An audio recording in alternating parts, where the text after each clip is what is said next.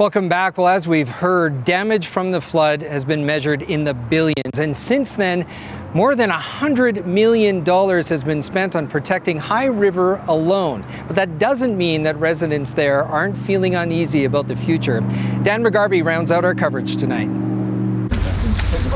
Ask people in High River about the flood and they'll tell you they're done talking about it. It's a town not just ready to move on, but one that has moved on. Well, I'd say we're just about there. My nephew just bought in High River, so it can't be that bad. Every time it rains, you get a little bit tense.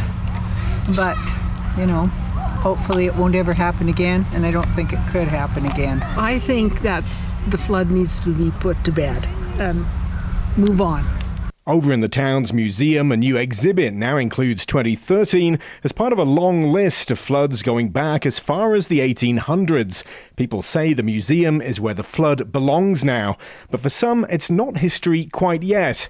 Ingrid and Howard Suter's home didn't suffer any damage during the flood, but provincial floodway maps that don't include more than $100 million of new mitigation work still classify it as being at risk.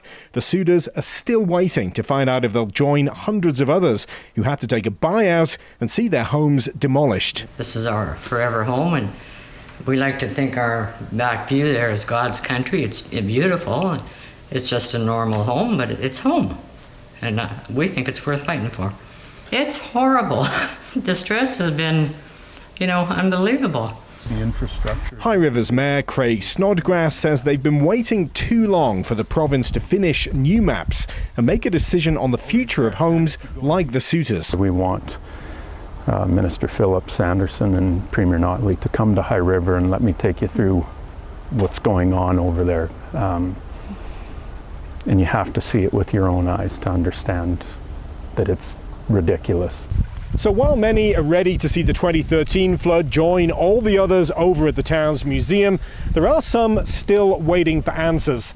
The one thing they can all agree on is that High River is much safer and much better protected now than it was 5 years ago. Dan McGarvey, CBC News, High River.